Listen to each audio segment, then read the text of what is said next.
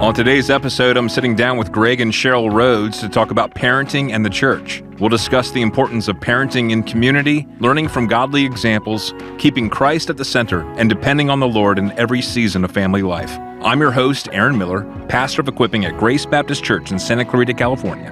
Welcome to Magnify.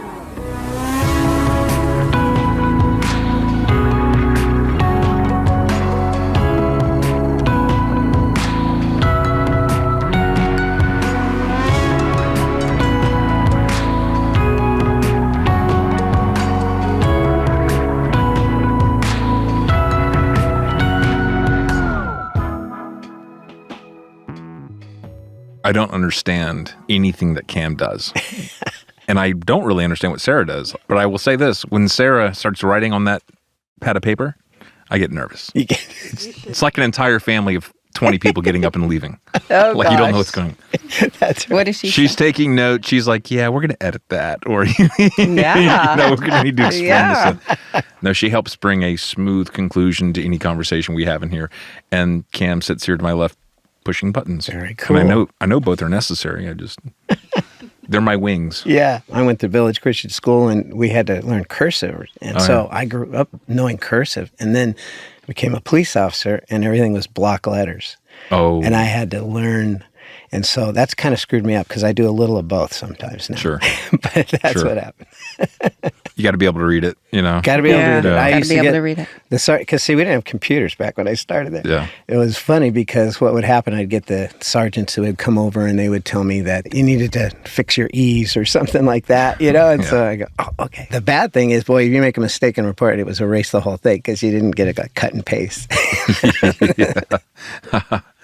Well, folks, I'm sitting down with Greg and Sheryl Rhoads. They've been part of our church family for how many years now? It's been about four Four years and a half, now. Yeah. You have a lot of family in this church. We were discussing that earlier. Yes. Which has been great.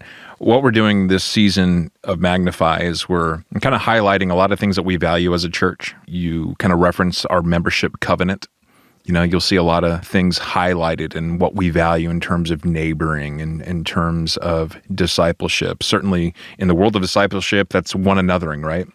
And I wanted to sit down with you two today in the area of parenting and family, because when it comes to one anothering, parenting can sometimes feel very isolating. Mm-hmm. And the home life can be isolated from the church if we're not vigilant and diligent to make sure that there's that connection in that one anothering. So just to kick things off, briefly share with us how the two of you met and how you fell in love, and kind of recount for me the years that you spent together before you had children, if you can remember what it was like. Yeah, it's pretty funny. Believe it or not, we were actually set up on a blind date. First and only blind date that we ever went on. Yeah. And the person that set us up was actually Sheryl's mom. Oh, is that right? Marilyn? Yeah, Marilyn Anderson. They had been going here now, I think, over like 20, 25 years. Yeah. But what was interesting about that is that I was unaware of it, but they were watching me for about 4 years, and I had no idea. And the way it was is that Sheryl and I didn't go to the same school. I went to Village Christian, and she went to Verdugo. And so we didn't know each other in any way. And her sister, who's younger, Vicky, she was going to Village, and she was a cheerleader. And so her parents would go and watch her cheer. And I was going to the ball games because I would have been like 21, and she was 18 at the time. So what ended up happening is they were watching me as I was watching my brother play football and basketball, and I had no idea. And so through a mutual friend... Cautionary tale, by the way. People are always watching. That's right. That's right. That's so true. And through a friend of both families, she called them, and then this lady called me. And said, hey, would you be interested in going out with Sheryl? And just as God's providence, it's really interesting is that I had just been praying about the fact that, I just don't want to be dating to date. I really want to be intentional in what I'm doing. And I was praying that the Lord would reveal a godly woman to me, one that had good godly character traits, and one that was good looking, of course, and I wanted all these different things that I was looking for someone that loved family and would be probably a really good mother someday, and all these different things. And then also love sports. Yeah. The Lord blessed me with all of those things except one, and more. She said, but one thing, and that was in sports. It was interesting. When we first started dating, I can remember we went golfing, we went racquetballing, went with her parents and played tennis. And I thought, this is really cool. And then, of course, things come up, and then we didn't get to do it too much after we got married for a little while. But then I said, hey, let's go to a Dodger game. And this is when I realized that this is different. And so we go to the Dodger game, we sit down. And then I said, I'll go get food. I go up and get food. I come back down to the seats, and I look over as she's in her seat, and she's got Good Housekeeping magazines out and our bills. And she's doing our bills. And I go, oh, honey. And it was right then I realized that she really was a supporter of my athletic interests and desires, but really had no interest in sports. But I was okay with that. She still lets me play and watch stuff. So that's okay. Yeah. It's so true. So how old were you when you were set up? And that was 21 and 19 and 18, because we were 3 years apart. Yeah. And how long after she that? She just graduated from high school. She just graduated. So how long after that were you talking marriage? Well, first date that came along. No, I mean, I will say, I picked her up at the door and knocked, and I was like, expecting. So what I did is that I didn't know Vicki well, so I went back to yearbooks and I looked through to see what Vicki looked like. I go, well, this is going to be okay. So I call, and I had no idea because she was younger and not in my class or anything. And so I did go pick her up, knock on the door, and no parents are there. And I thought, well, this is weird. I mean, I was expecting to meet. Mm-hmm. Well, I had no idea they knew more about me than I thought. But so we went out on a date, and that day I knew that this is a girl that I hope that would one day turn out that way. But of course, we did date a lot right after that, right? I mean, I'm sure you have things that you can remember too. Yeah, we hit it off right away. We spent a lot of time together. We actually attended college together for a short time, and we would see each other in between classes. And then this is way before cell phones, but he would, if he had to leave to go to work early, he would put a little note on my windshield. I still have all those notes, by the way. So we also spent a lot of time with our families, getting to know each other's families, our siblings as well. We attended the college group at our church. We were involved in that. And then quickly, by February, he had asked me to marry him. Nice. And my first words, it was pretty quick. My first words weren't yes. Oh. Yes. I was like so surprised. And the first words that came out of my mouth were, did you ask my dad? Because it was we had spent so much time, and I'm thinking, I don't remember him ever going and sneaking and talking to my dad. And it was really important for me to have. Greg, I'm assuming you checked that box. Oh yes. Okay. Oh, yes. He did. Right. He had gone to my dad probably 2 weeks prior. Yeah. But I'm thinking, as he's asking me, I'm thinking, I don't remember him doing this. I don't remember, which is how he did it. He wanted to be quiet about it. So he did. So then obviously when he said yes. I said yes. He said, of course I asked your dad. And then of course I said yes. Just to highlight a few things I've already heard, which is really healthy and encouraging, and would be wisdom for anyone listening. Your relationship grew in community. So the families were involved, church, friends. And so this was not anything that was isolated. You had a lot of eyes on the situation, which is very, very healthy. Yeah. Actually, we did hit it off. We actually, a little bit in that story is that I was looking to really become a firefighter, and that was my desire. But I took both tests at the same time, and the Lord worked it out that a police and fire at the same time. I thought I'd take the police test first because, there's a little practice, similar oral, written, physical agility. So I go on ahead and I take that, and I come out real high on that list. There wasn't that many that took that one. Yet the fire department, there was 3,500, and then I came out 15, and guess how many they hired? 14. So I didn't get hired right away. So I became a police officer, and I was there for 2 years. Oh, wow. So I needed to go into the police academy. So I knew I was coming, but we were hitting it off a lot ahead of that, and we were getting together. I mean, even our parents, we all got together at Christmas, which I thought was really pretty cool too. Yeah.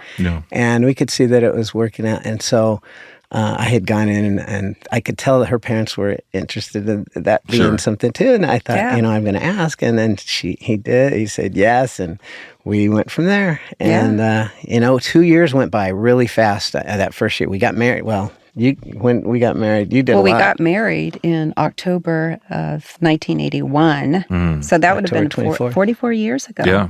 Yeah. 44. Yeah. It doesn't seem that long. Yeah, it really doesn't. like that. Yeah, it went fast. And then once we got married, I was already in the police academy. And I had graduated, and now I'm out in the field. And so what ends up happening is that you're a low man on totem pole, and you're working graveyard and swing shift, and she's got a day job. So we had to be really intentional and very planning on, of course, also not only working graveyard and swing shift, I'd work Saturday, Sundays, because that would get the worst pick of the all. But we needed to be real intentional. We'd find ways we could go to church events in the week. I could maybe get night church or do something different like that. And so that worked out for us, and we continued to do things together. We'd love to camp, and so because both families had camp, so we did do camping when we could go and work on our house and put things in. She did a lot of the craft stuff inside. I'm working on making things right now outside, and from there, everything's going along good. And then they called and said, "Hey, are you still interested in being a firefighter?" And I said yes. And then there's a whole nother story that it really allowed us as a young couple to really learn to trust the Lord and to know that God's providence and how He's in control. But that may be for another time, but it was we weren't sure it was going to happen. And I thought, Lord, I really didn't know I didn't think police was going to be really what I wanted to end up with, but it almost ended up, could have gone down that path, but the Lord worked it out, and I ended up getting to get on the fire department, and then shortly thereafter, Tiffany showed up, and then we. So how many years were you married before Tiffany arrived? 2 years. Okay. 2 years. So you were kind of like ships passing in the night for those first bit. years. A little bit. I thank the Lord for our foundation. And both knowing the Lord, that I was allowed to we were intentional in the way that we made sure that we spent time together, but I went through an academy while we were married too, which is important. She was a great encouragement and support of that, because that's a whole different academy, different things going on. And, so it was different, but praise the Lord. So you have Tiffany and Ryan. First came Tiffany, then we had twins, Heather and Brittany.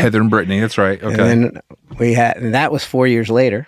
And then 21 months. Yeah, 21 months. Later along came Ryan. There you go. And so that was a very busy time. So by the time I was 30, we had 4 kids. By the time she was 27, we'd had 4 kids. So that was cool. So parents tend to draw from the way they were parented and other points of reference. So who did God use as points of reference for you as you started your parenting journey? I can tell you right off the bat, the most important thing is having a relationship with the Lord.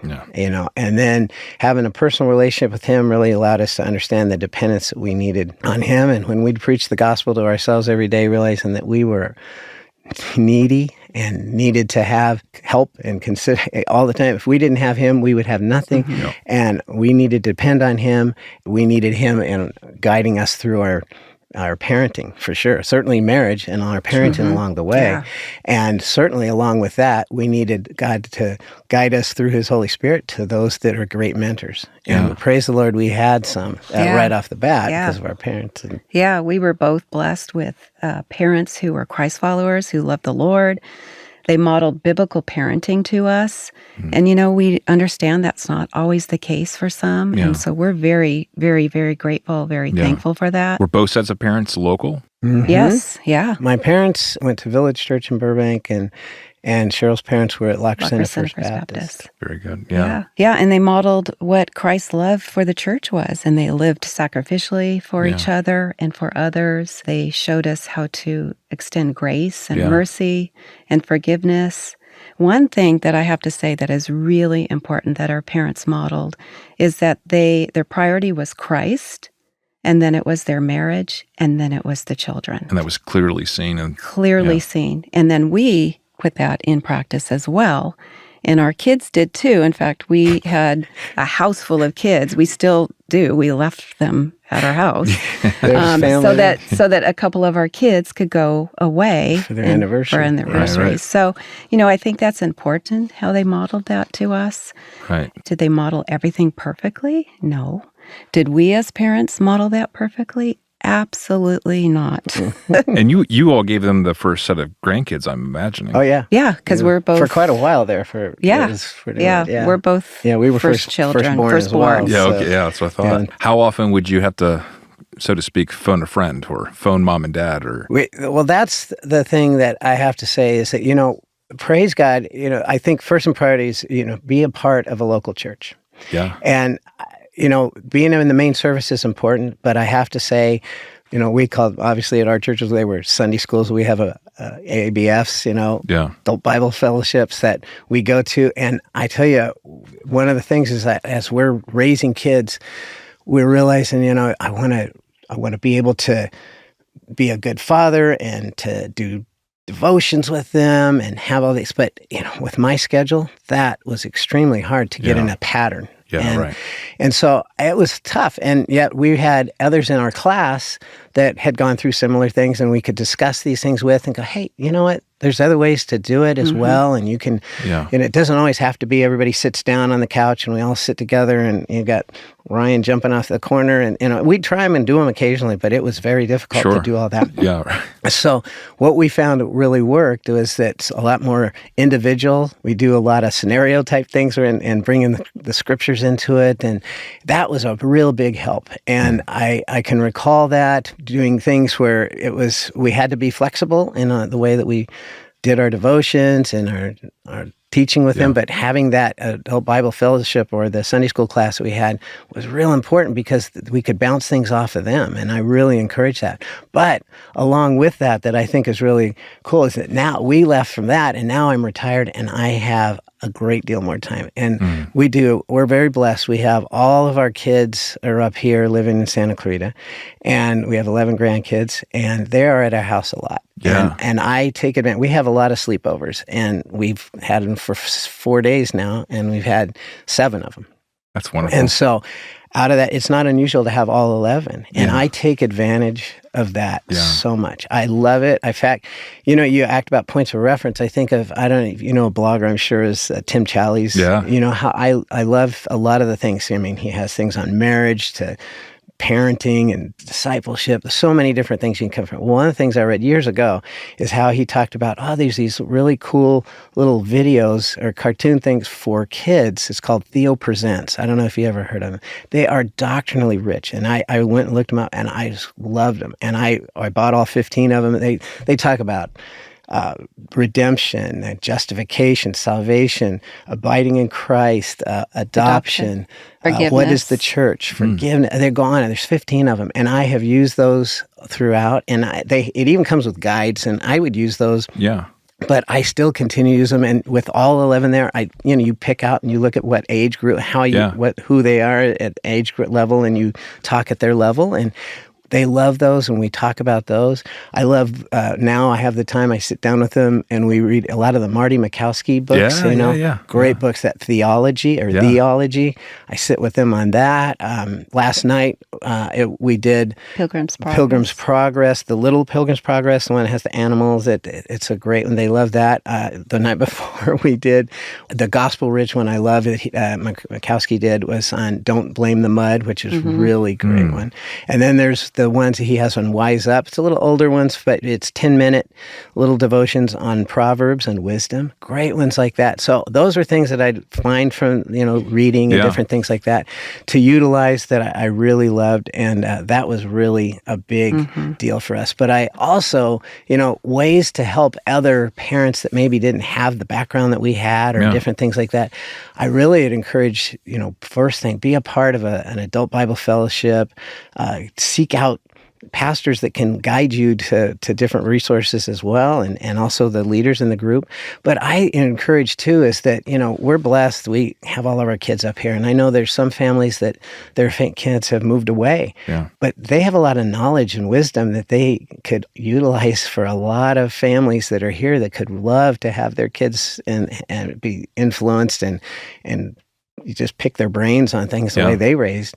And I encourage you to seek them out. And I encourage those older couples that maybe have that ability to seek out younger couples too, who you might be able to help. Well, that wisdom applies to so many people in our church. There They don't have is. family nearby, or they're a single parent, Yeah. and they really rely upon the church Yeah. to kind of backfill by God's grace. Yeah. One of the things I love about your family is, your family's so large. It's a large presence in our church, but you don't isolate unto only your family. You integrate so well, so profitably into the church that it has a great effect, kind of the ministry and the discipleship. And it starts in the home, but it definitely doesn't isolate itself there. The Grace family feels it, which Well, I appreciate. I'm glad to hear that. That's something that, we get along great. We do get together, but we want to include others and involve them as well and be a part of the other groups. And So a big part of parenting, as a married team is communication and being on the same page.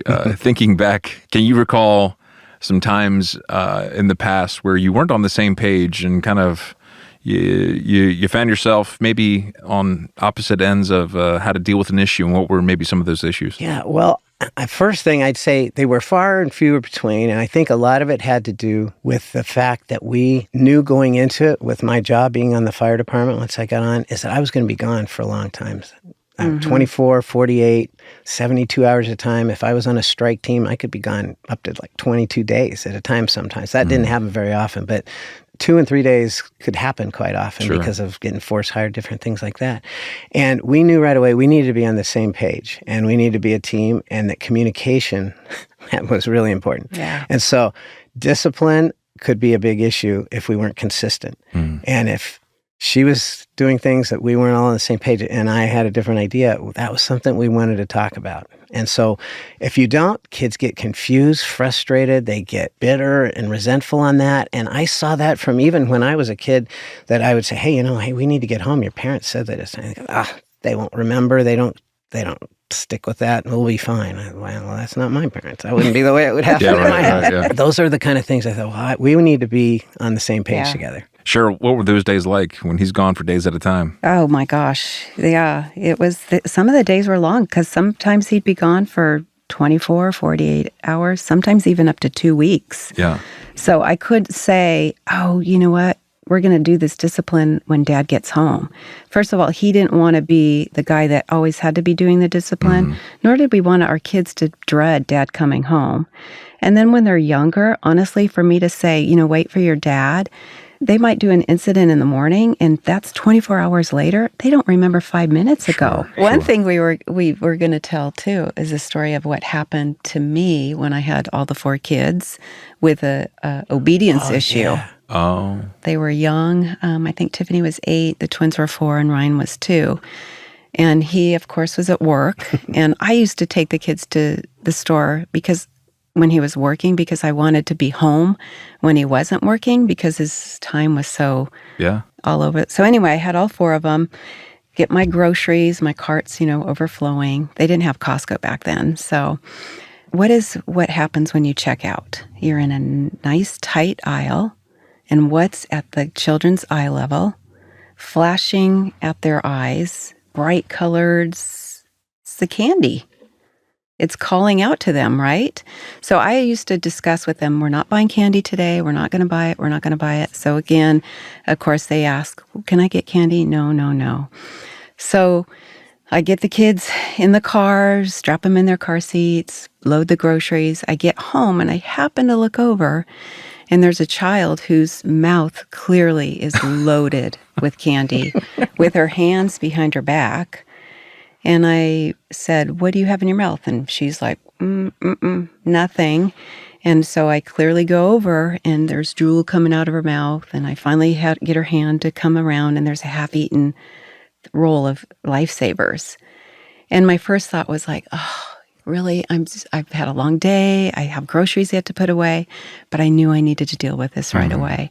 So I said, oh, honey, this is, you stole. You stole from the store.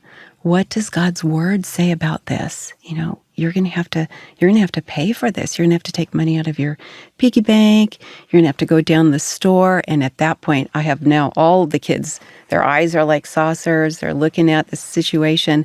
And she's like, no, I'm sorry. I'm so sorry. And I'm And I'm like, honey, but you stole. We need to take care of it. Sure. And honestly, that was the last thing I wanted to do. But I knew at her young age, if I didn't go down and take care of this right away, it wouldn't make an impression. So I strapped the kids back in the car, go down, unstrap them, and speak to the manager. And she could barely get the words out. She could just barely say, I'm sorry. And then I completed it for her and she paid. But you know what? We never had to deal with that issue. We had other issues to deal with, but it really made a huge impression, not only for her, but the children that were watching. Simple building block experience. It was. Yeah. And so my point is, don't delay. Even though I didn't feel like it was the last thing I wanted to do, I needed to follow through with what I said. Because I said, we need to go pay. And then in my mind, I'm like, Yeah. And then if a issue did come up, we would talk about it. And as I got older, too, there was a few times that I had to say, because I was like, I don't know really what to do for the consequence here. So I'd say, you know what? When Dad gets home, he and I are going to talk together and we're going to give the discipline together. Yeah, right. But we did have an issue a few times. And I remember it was with a curfew issue. So he had set a curfew. And this child came in literally just a few minutes late. And he laid the law down. This is the consequence. And I didn't say it. I didn't give a facial expression or anything. But in my mind, I'm like, wow, that was a little, that was a little hard, you know. Sure. So after the kids left, I said, hey, was that the appropriate, discipline? Do you think that was a little too much or a little too hard? And he's like, honey, if we don't nip this now, because I think this was like the first offense, if we don't nip this now, they're just going to get the mindset that, I can get later and I can do whatever I want because my parents are going to follow through. And then, of course, when we talked about it, I could see his point of view. Sure. And then I'm like, I totally agree with you. But I'm so grateful that the Lord zipped my lips, so that I wouldn't say something. Rather than try to do that in the moment. Do that in the moment. Because, sometimes, as you're parenting, it can be heated moments, Absolutely. And so you want to be careful of that. And dealing with that in front of the kids, rebellious kids or kids that have, indwelling sin, which they all do, could take advantage of that. And that becomes the wedge, in the marriage. And, parenting becomes that hot potato that no one can agree on what to do with, right? Yeah, we definitely had to be on the same page for that. For sure. Would you regularly try to find times to communicate, to update? So Greg's gone for 2-3 days. You come back home, and then you'd have to have like a family meeting. Yeah, or he would call at night, and then we could talk. Yeah. First off, obviously I'm at the fire station, and you got to remember when I started, we didn't have cell phones that you just had so there's one phone in the middle of the station. And then, it's kind of like you remember at your house, like when we grew up, man, there's one house, everybody knew your business, right? Because that was one phone. Well, and that's kind of what it was like at the fire station too. There's that one phone there in the middle of the station. And I could remember times that there were dads who would have to get on the phone because their wives were calling saying, you deal with the kids. And I thought, oh man, so it made me really think ahead. But we did communicate and talk, and there would be issues and we'd have to talk about them later. But, one of the things I think that was interesting, you talk about, we're on the same page. One, I think, is that being on the same page at all and together, we were on the wrong page when we first started out in some things growing with our kids. And I think, of course, we all want our kids to become believers, right? That's a priority we have. But then, we want them to behave and we want them to be successful and we'd like them to be good athletes. And you're thinking all these things. Well, what I watched, and I think we observed this early on, and praise the Lord we did, and helped nip that right away from not being something that could be of a problem, is we saw how other parents would deal with it like that, where those things ended up becoming the priorities, quenching the main focus. What are we told to do? Where we are to make disciples, right? That's priority number one. Matthew 28 tells us we're to make disciples and then teach them what to observe, what the Lord commanded. And a lot of times, we want them to know the Lord, but, we really want to make sure that they behave. And so pretty soon I would see kids that they grew up and they were so resentful of being so structured in things that they didn't like rules, they didn't like any kind of structure, and they leave the church and they didn't even want to be around their parents and different things. Or if it was success and it was like, you got to be in the high profile schools, then get the education in a certain way. And They go to schools that had nothing to do with, and if they hadn't had early on that foundational buildup of the Lord and they're grounded in that, they would fall away from the Lord that way. Or if they were in so many sports and it's travel ball, or it'd be practices and lessons and things like that, and church was not the priority, then when they got older, church wasn't a priority for them as well. Yeah, I mean, you're going to bear fruit one way or another. Right. You know, it's really sad in our day. You see a lot of, I guess, what we call psychological determinism in parenting, which is, hey, if we just throw enough activity or enough money at this situation, get them into the right schools, we'll be able to manipulate an outcome at the end. Sure. And that is just not going to make somebody love Jesus at the end of that. That's right. Right? And every kid's different. Yeah. That's right. You know, you have to parent them in a way that they're bent and how God has wired them. And as parents, you probably don't know there's an issue between the two of you in terms of your differences until you're in the moment. That's right. That's correct. That's when we saw that. I mean, the important thing is that we wanted to direct them towards a transformed heart. We cannot save them. We knew that from the get-go. You know, all we can do is soften the soil. We need to water, plant the seeds, nurture, and continue to pray for them, and let the Lord do the growing. Now, with 4 kids, I have to imagine that some of the kids maybe gravitated more towards Sheryl in terms of wanting to communicate and talk. Maybe some of the girls, maybe not necessarily. I don't know, but like, did you run into that as a dynamic in your parenting? Where, you know, Greg maybe had a better way with Ryan, or Sheryl, maybe you had a better way with one of the daughters? Yeah, I think, obviously, there were a lot of days I was not at home. Yeah. That she would have to deal with a lot of things. But, you know, she would communicate with me and I'd have the opportunity to talk. I do feel that I did have that more with Ryan. I loved the opportunities, the one-on-ones with him. I would use in scenarios with him. He's younger, and I'd have all these issues. I'd see, being on the police and fire, and you'd see a lot of people make a lot of bad mistakes and cause a lot of injury in their families and do things that were bad. And I would bring these scenarios up to Ryan, and then I'd ask him, and he'd give me an answer. And I go, Ryan, you're 13, and you understand this, and I have a 28-year-old that just totally didn't get this. I mean, that is so awesome. And look at what the scripture said, and we talk that way, you know, and that would... he would enjoy. I could see that. Come to life a little bit. Yeah. So those are kind of things I would work on. Well, specifically, how did God use the church in your parenting, especially when they're getting older? So not just young teenager. We're talking now you're getting 16, 17, 18, moving into college. How did the church influence or inform how you were going to guide your kids later in life? Well, yeah, we got to remember that, first off, that we are the primary spiritual leader in the family, and we can't like let that just say, oh, the church is going to take care of that. Amen. Yeah. But we know, I mean, you hear that in Deuteronomy and Right. you know, Proverbs 22 tells us to train your child, and Ephesians 6 and all that. But we can't do it. We're not perfect. And there is no better support group than being in a church body and having a family that can help us in that area. And I remember, I mean, obviously, Sheryl and I were very involved from the get-go. And so we started out in Awana. We worked in children's department together. We went to the youth department. We then ended up doing a young marriage class where I led with co-taught with another guy. And we also then from there did adult Bible fellowship or a Sunday school class. Yeah. And then I was in leadership for a long period of time there at the church. And so I would encourage, they were with us all the time on a lot of these things. And so if we had a fellowship at our house or a hosting something, they were there. We would also find that if I would go and visit at a hospital, I'd take one of them with me sometimes. I'd go to senior homes and I'd talk to them, and I'd take one with me there.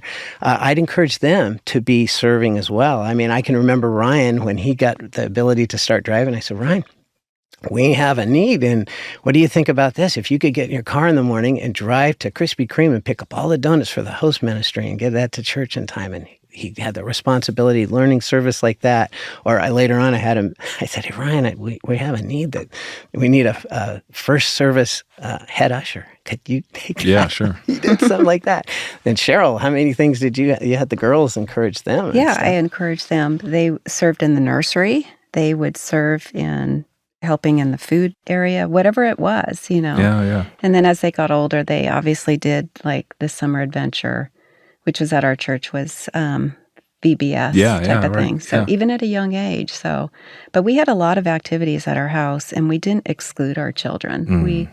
we included them as well. All So, integrated into the church. Yeah, Yeah. I mean, so they were very much around that. Because they're hearing the gospel it being preached. But another important thing is when we also get to let them see baptisms and they're hearing testimonials from a transformed life, they're hearing the gospel there as well. Yeah. And these are other great areas that I really think is neat. As we just kind of transfer now and you look at our own church here, I mean, this past year, what we've had biblical conflict, raising children and have a class on that.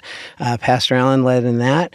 You had Pastor Joe and Heidi, they did a class on tech and teens. Right. Take advantage of things like that and have, be able to go and gain some wisdom and knowledge in that area. And I think of things like what a blessing it is how we have the booklets and the articles and the website.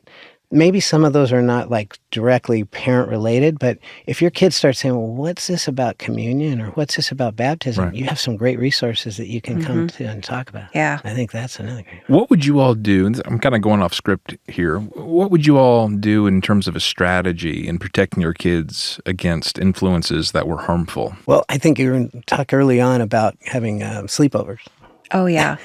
Did you do sleepovers, or were you? We didn't do sleepovers. Yeah. We had one family, a very good family friend, and of course our parents or my siblings, but we didn't do sleepovers. Yeah. The kids were young. We didn't either. And honestly, when they started babysitting, we were picky on who they babysat Sure. too. It's wisdom. I mean, it's being wise.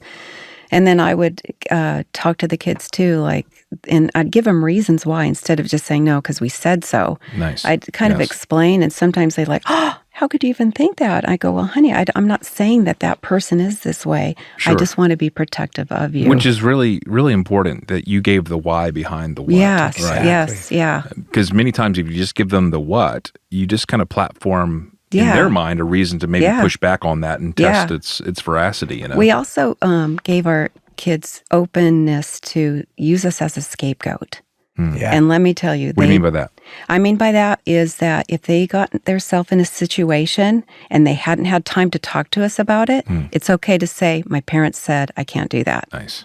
And let me tell you, they use that a lot. Yeah. And then they would come back and of course they'd tell us, hey, today we use this. And I'm like, oh, good thinking, you know? So did any of the kids ever have a friendship with someone that you were not real pleased with, and so you maybe had to have the conversation like, hey, you got to be careful with that influence? Or well, obviously, and we would try to make our house the house that was the house to be at. We wanted everyone there, and so we'd get to see different families. So we try to cut that off by having conversation after we'd see these different kids and the way that they would react, and say, talk to ours about it after they'd leave, everybody, and say, hey, what do you think about the way so-and-so said this? So you got out in front of it. You were first access. To do that, yeah. Right. I mean, another area that I tried to share for protection is that, obviously, like I was sharing, I'd see a lot of bad things. I mean, sometimes you would have kids and we always talked about this. Okay, we are letting you go with so-and-so in a car. We'll expect you to stay in that car and you'd be home at a certain time. And if something happens, you let us know. We come get you. Because I'll give you an example. We have someone who got in cars with other people. You don't know what's in that car. You don't know those people. You don't know if they had drugs in that car. And you don't know if they've been drinking. And then I saw accidents where they actually got into the point where people were injured badly, live it sometimes, and these are things you can't take back. And I said, you don't know who you're going to be with, but we trust you with this person. We know where you're going to be. Communicate with us. You just say, no, you can't go with that person, and call us. And so these are kind of things that we would talk about. Yeah, and just having conversations is usually the first step. Yeah. And then with TV and movies, I was really kind of against all that. But they would come home and so-and-so said this is a great TV show. Instead of saying, no, we're not going to watch it, I would sit down with them. And then probably within the first, 5 minutes after saying, wow, did you see how that mom talked to the dad or the kids talked to the parents? And within probably 5 minutes, they were like, no, we don't want to watch this. Yeah, but you're participating in the experience. I'm participating in that because honestly, I had heard maybe the show was bad, but I hadn't seen it for myself, so I would do that with them as well. Yeah, it's wise. What were the rules on dating? Ew. rules on dating. I mean, I know one of your son-in-laws, so, you know. Actually, I think it starts way before they even start dating, is Interesting. having that open communication. Communicating when they're young, by listening to them, by not making their feelings, like when they're telling you something like, oh, you shouldn't feel that way. I mean, listening to how they feel, not trying to overreact. There's many times that they would tell me something and inside I'm like, you've got to be kidding. But I didn't try to overreact or dismiss things that they were telling me. So being a good, active listener. So that's where it starts. It starts in the beginning. But just because you hadn't done that, say you're a parent and you didn't do that, it's never too late. Sheryl, how does that serve as a foundation for then when dating becomes an issue? What you're describing, what did that do for you? Well, we've had already established open communication so that we could say, hey, did you see this in this person? Is this something that you are okay with? Right. And so whether it's movies or a relationship, at a young age, you're cultivating that trust. Yeah. Yeah. You know, you're with building the that child. trust. Yeah. And so that when you do have to say no, right. you know, there's a trust factor there. Yeah. Exactly. Right. Yeah. So Like they even trust us. Yeah. Go ahead. With younger kids, like we would say, hey, if you're playing with a friend or something like that, you know, how did they treat other friends? How did they treat their siblings? How did they treat their parents? And, you know, what did you think? How did they talk to them? What was the way that they talked to them? And then when they're into now, it moves into the dating. Well, so how do they talk to their parents? How do they talk with their siblings? How do they talk to their friends? Because I can guarantee it's going to be similar to the way they would end up talking to you. You'll see that. And so we tried to model it earlier in that, and then they'd see that. And so we had that established in advance, talking about that kind of thing. We'd talk a lot about, you know, our experiences dating and what we were looking for in someone. And we'd sit down with them and ask them, what do you think? And let them talk a little. And then we kind of lead them into things too that we also, of course, they hit a lot of things that we would talk about. But I mean, with the most important things right off the bat is that we want to be Christ followers, but not just a Christ follower. We want someone, are they living it out? You can always say that you're a believer, but do you see it living that out? And then also making sure that they're someone who is humble and teachable, because as we grow and we're getting married, we change. We don't know. I mean, I think of the Re-Engage that we just recently have gone through. I love that. I mean, Sheryl and I feel like we have a great relationship. Yeah, folks, so Re-Engage, if you don't know, is our marriage ministry here at Grace. It's kind of that season of marriage that we do every year from January to May. And this past year, Greg and Sheryl were used mightily in I don't know if you intended to be used as leaders, but you ended up rising to the occasion. You know, I appreciate that. Well, I loved it. I thought, I don't care how long we've been married, there's still things that we can learn and grow in there.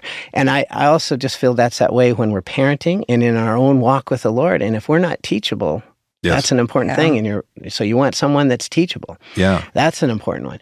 Are they oriented towards serving others? That's a big deal. I always made sure that they understood that. And when are they intentional in when they are sharing their values and their purpose in the way that they are getting along with that person that they're going? Because, you know, what's their calling? What's, you know, their faith and their life? I mean, if you don't understand in advance, if let's just say I want to be a fireman and she doesn't like living alone at home, that's going to be a big deal. It's a factor. Those are things. All these things are important to kind of remember. So let's pick on Timmy for a few minutes here. We just have to do this, folks. Timmy is part of the Grace family and good friend of mine. And just a little side note too. We've known Timmy since he was in kindergarten. Well, so I think that's where I'm going. See, the rhythm that you put in your kids at a young age, as you're asking them questions, as you're kind of Socratically putting the information into them, unbeknownst to them. They're walking into the wisdom that you're just putting in front of them. You incorporated those relationships, integrated the friendships and the godly character by inviting them into your home, right? Interacting with the family. It was not done in isolation. Mm-hmm. And so when you take the case study of Timmy Murphy, you know, you bring Timmy into your home and then you start talking to Tiffany and you're asking questions of Tiffany about Timmy, right? Right. Mm-hmm. And what sort of questions were you asking? Well, I think it's important too, is that we want to be careful that we didn't try to bring that to where we were trying to lead her down a path. That's right. You know, I mean, we loved his parents, and we really loved Ken and Tracy, but we didn't like try to say, hey, let's hang out all the time. I didn't want it to feel like if something went wrong, because that's important. That's really important what you're saying. Yeah. Tiffany and Tim, there was probably 3 different times they were together. Yeah. And we had, it was hard. I remember one time she had to take Timmy home. Oh, yeah. And there was no talking in the car, I heard about. I wasn't there. Right. But, no, they broke up because his mom dropped Timmy off at our house, and then they broke up. Yeah. And they had been dating maybe a couple months. I mean, not very long. But then I had to drive them home because I was so like, this is so awkward. You had to fill the space. Yes. That's great.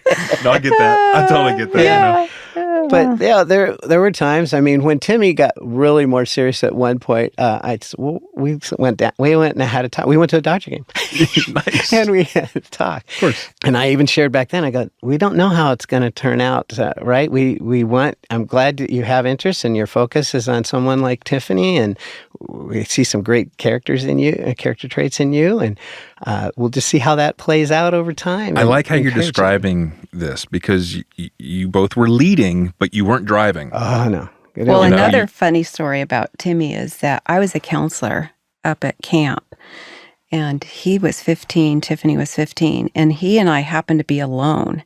So he's 15. He comes over to me and he says, hey, someday I'm going to marry your daughter. And so I didn't want to say anything like, oh, yeah, sure. I said, well, if it's the Lord's will. I mean, that's all that came out, because I didn't know. I don't know what the future is. I mean, they're 15. I mean, I have a 16-year-old daughter, and if some boy came over to me and said, hey, I'm going to marry your daughter, I'm like, let me show you the door. So I just said, well, I just don't know if it's God's at that will. stage in their lives, there was nothing but group hanging out at church events and dating. That was the way things were back then. You know? Yeah. So there wasn't any one-on-one and stuff. No. Sure, yeah. But it was interesting because, as time went on, like you said, start from the beginning, my very first interaction with Timmy is that I go into Tiffany's class to take pictures of their classroom. It was one day, I forget why, and so I had my, back then it's this gigantic camera on my shoulder, and I'm videoing, and this kid gets his head in the front of the camera, and he goes, it's my birthday. I go, oh, happy birthday. What's your name? He says, Timmy. It's not my birthday. Gotcha. And then he runs out, and I go, who is this kid? That's my first interaction with Timmy. Oh, Timmy, you better be listening to this episode, man. And so, but later on, we saw, some really good character traits in Timmy. And yet, even at that, we did not push that. Yep. And I can remember being away on a trip with Sheryl, and we're saying, boy, I sure wish Tiffany, saw something back in Timmy. Didn't say anything to Tiff. Yeah. We went away on we got home from that, and we happened to go on a trip up to, I think it was Yosemite. We went up there, and we came back, and phones were not, you didn't have, and we came back and get halfway down the mountain from there or something, and the phone, and it was Timmy wanting Tiffany, and she goes, Timmy called. I go, oh, really? We had no idea. And that was kind of the start of how the final time they got back together, and it worked out. But, once they did decide to get married, how did you handle them wanting to get married? And, we think, Lord, we'd been praying for them for a long time. And so we prayed for them when they were little. And then we prayed for them when they were, if we prayed for their spouses without even knowing who those spouses would be. And we're so blessed that they all are a part of that, But were you emotionally prepared for them to be married? Yes, and I'll tell you why. It's because of the things that we had talked about earlier about pouring into them, so that I praise the Lord that they were really committing to those biblical truths that we had instilled into them. Yeah. And it made it much easier for us to allow the Lord to just give us that confidence that we were going down the right path with them, and that it's God's hand and He's in control. Right. And then once we saw a couple things after that as well, is number one, they were committed to each other, and two, they were committed to being able to financially take care of themselves, because I wasn't going to be, they weren't going to play house on my dime. That's the way it wasn't going to happen, And so I wanted to make sure that was working out too. But once all that was taken care of, we were encouraging. We'd support it. Sheryl did, would help with everything we could. She made all of the kids' wedding dresses even. In those lengths of time, I can't even begin to tell you. It was like crazy. But we learned, even in, having 3 weddings together, it was an expensive year. I mean, I can't even tell you, but we had a lot of weddings at one tent, and we did it in a backyard of a home, and I got to marry 2 of them, and that was cool. And in Ryan's, I was not only the best man, but I got to also, marry them, Sure, which is really cool. I thought that was neat. And then the fact that once they were really committed, one of the things that I even did is with Tiff and Tim, is that being that he was becoming a police officer and he was going in the police academy, I knew that they needed that support and encouragement with each other there, and Timmy needed that from Tiffany. And so I encouraged, and I said, you guys should get married before the academy. So they moved it up. So we even encouraged the wedding that in because 6 weeks. because I knew Just that was going to because, be a big deal. That support, because man, it's a tough academy. And that was the January 1st. No, they got married. They were married way for that was a May 5th. May 5th. Cinco de Mayo. Wow. That's the kind of thing. So that was a cool deal. But, that's one of the things that I think is really important, is to guide them down that path. And it doesn't make it such a shock that you don't have that communication, that when you see something that's not right, you're not throwing it on them at the last minute. And, I don't know. It's just, but you certainly influenced the healthy momentum. the moment. Yeah. Well, on the type of person to look for. Yeah, right. And Exactly. Yeah. So then, I mean, you have other kids. Yeah. When, Ryan or Tiffany, the other girls, I don't think I know your Heather and Brittany? Heather and Brittany. I think I've Yeah. met them. I don't think I know them. When they're getting ready to fall in love and they're in that season. So we're not talking teenage high school. We're talking college and beyond. Where were you all in your thoughts and your conversations as Well, that's husband and interesting wife? because they all 3 of them, because they're so close in age, obviously twins, and then Ryan, they all started dating their significant others all at the same time. really? Yeah. All at the same time. Wow. And it's interesting, though, to step back even just before we go on with that, is they would watch, you know how it is being the first child. I don't know. Sure. If you I'm first child, yeah. you have to take the brunt of Totally. of a parenting, because you're learning. Right. And we did, and Tiffany did as well. And so she would come in. I'd be wanting to go to sleep, but she'd come in and she'd want to talk, and I didn't want to shut her down. We'd let her sit and talk and stuff. You know who's coming right behind them?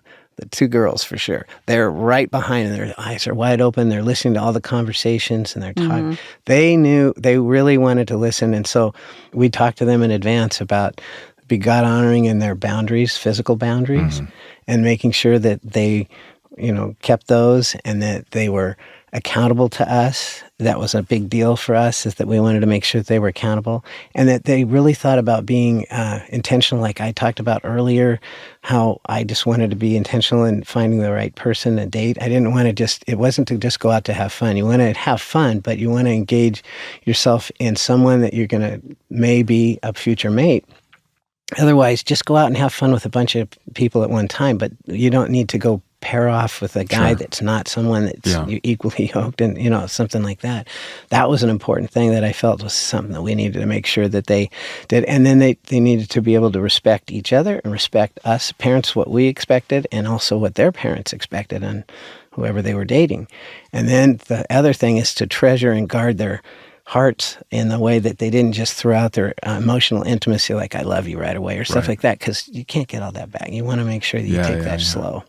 And then things that we always made sure is that we didn't want them in the house alone or anything. We'd come home and they'd be sitting on the porch or something. And Freezing outside. Maybe freezing, they but honored we it. told them that was important. Freezing but holy. We wanted, That's right. Yeah, we wanted group dating when they were young. Yeah. That was important. And then updates and calls to let us know what was going on if there was an issue, and appropriate curfews. And we were fair, but we wanted to know what's going on. So stuff like that was kind of important. Open communication, right? All wise principles. It was interesting. They really didn't date a lot prior.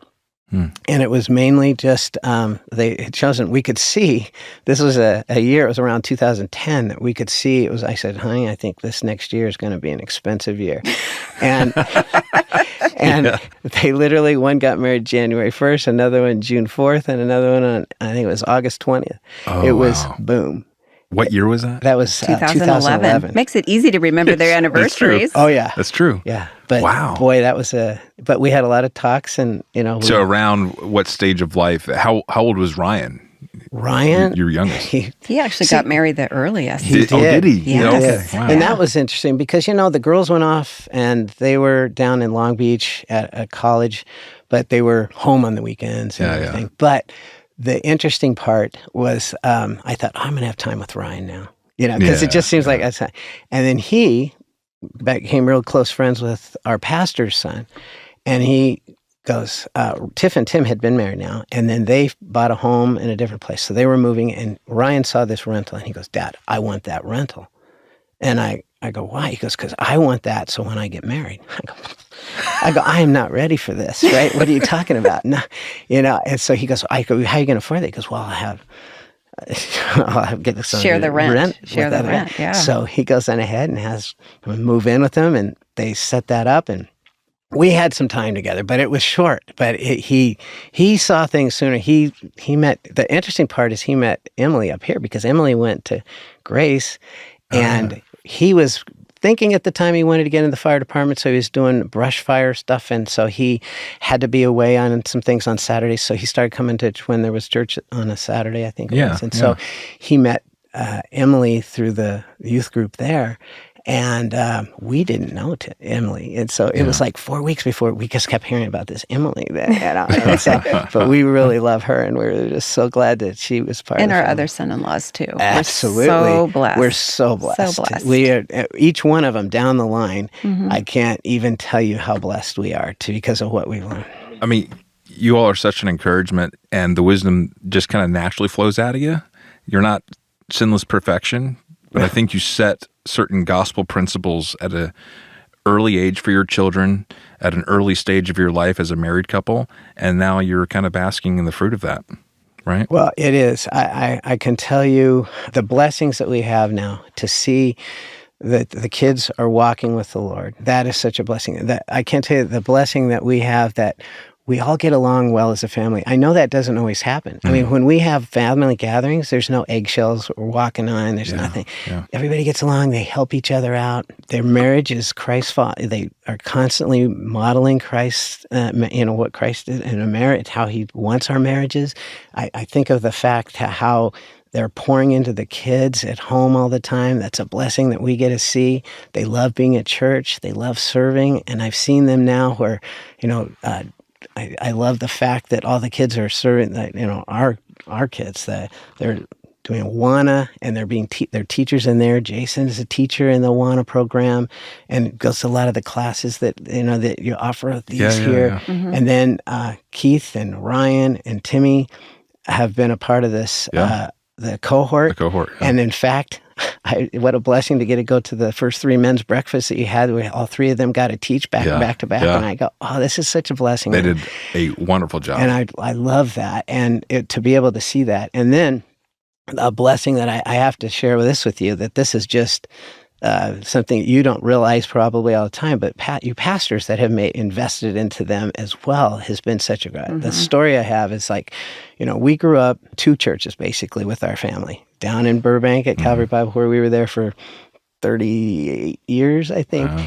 And our kids were all there, and then here. So we've been up here for 4. But I was able to have all 4 of them in that young marrieds class that we were co-teaching in. And, but it's about 24, they want to buy homes, and they all started migrating, and they all migrated, praise the Lord, to Santa Clarita, all in one area. And so they all moved up here over time. And then when the last one, which was Ryan and Ann, they moved up here and got homes, then they called their realtor and said, hey, my mom and dad are looking for a house. So we get a phone call and said, hey, I hear you're looking for a house. And I go, oh, we are. I didn't know that.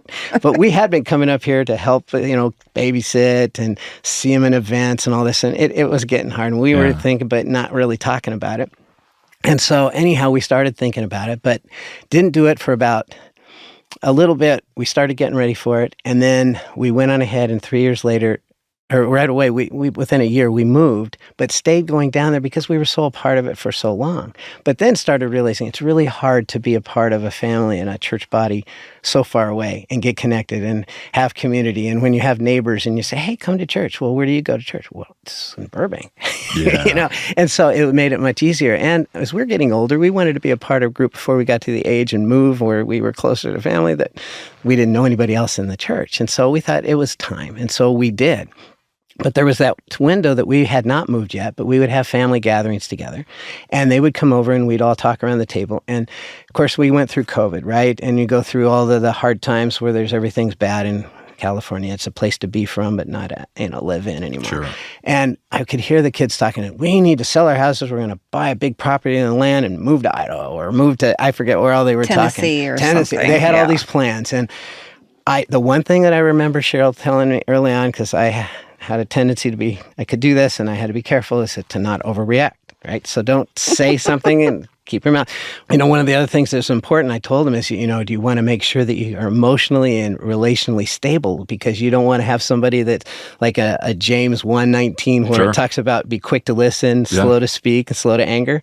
I wanted to be that too. So if I'm sharing it, I had it. So anyhow, I kept my mouth shut. And then they all left, and we went to bed. And I'm going, this seems so Pollyanna. I can't believe they want to talk. It always looks like the grass is greener on the other side of the fence. And well, we just need to pray about this. We just talked about it. We'll just pray about it. So a few weeks go by, and then another family gathering. They're all at the house, and they're in the family room. And I hear the guys talking and going, the mission field's here. Who's going to be here if we need to be the light and salt here? And I'm going, what? I look at Sheryl and go, what? I go, well, we were praying for it, but we didn't know. Well, unbeknownst to us, Pastor Dave was giving sermons and talking about this. You guys had been pouring into the guys about this as well. And we just thank you for that. Yeah. So I can just tell you. So we shortly thereafter did transfer, and decide that it was time to move on up here in about 22 and come to church here. But they were all solidly involved here already. Well, you raised future arrows and shot the shot, and all of you are here in Santa Clarita. How many grandchildren? 11 for us. 11. And you've had all 11 in your house? Oh, well, that's... just having to... All the time. They're there. What do they call you? Grandma, Grandpa? Nana and Papa. Nana and Papa. Yeah. Well, we need to wrap things up, Greg and Sheryl. I just want to thank you for your devotion to the Lord, to the church, all through the ministry that you have sowed into your family. Well, thank you. We Thank love you. it here, and we love the teaching that we're getting and enjoying you guys. Absolutely. Well, we benefit from your faithfulness. Thank you so much. Thank you. Well, folks, thanks so much for streaming in today. Hopefully you're able to join us next time for another episode of Magnify. Thank you so much for joining us today. Make sure to subscribe to Magnify Podcast so you never miss an episode. If you enjoyed this episode, please share it with others, post about it on social media, or leave a rating and review. And if you'd like curated bundles of episodes grouped by topic, visit our website at gracebaptist.org/podcasts. Thanks so much for streaming.